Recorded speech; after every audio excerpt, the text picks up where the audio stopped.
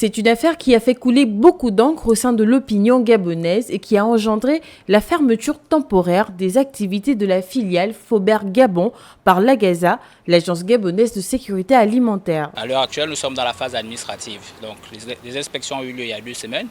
L'opérateur, les établissements sont de différentes natures et ils ont été fermés pour des infractions différentes. Ce qu'il faut préciser pour rassurer les consommateurs, c'est que dans les infractions, lorsqu'on fait une inspection, il y a des contrôles documentaires d'abord, ensuite on a le contrôle physique et plus loin on a le contrôle analytique.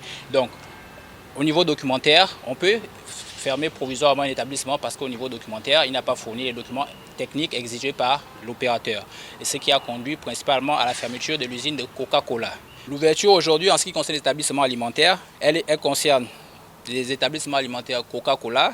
Il y a l'usine Sofavin qui produit les biscuits et les vins. Les agents de l'AGASA ont procédé à une vérification méthodique et rigoureuse des entrepôts, des unités de production et distribution de la filiale, ce qui a conduit à la reprise effective des activités pour Faubert Gabon ce 19 décembre 2024. C'est une ouverture parce que, comme vous savez, ils ont été fermés. Donc on a ouvert pour qu'ils puissent mettre en œuvre les mesures correctives édictées dans les rapports d'inspection.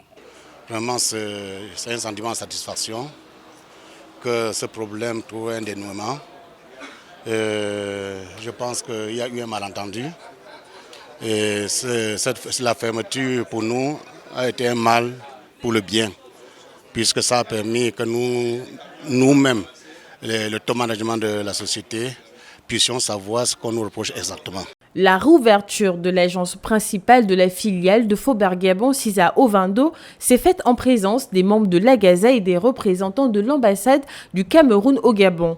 Toutefois, bien que les résultats de laboratoire sont en cours de vérification, les aliments impropres à la consommation retrouvés étaient hors stock, prêts à la destruction. Cette intervention a également permis la libération des membres de l'entreprise qui étaient détenus par les autorités pour nécessité d'enquête.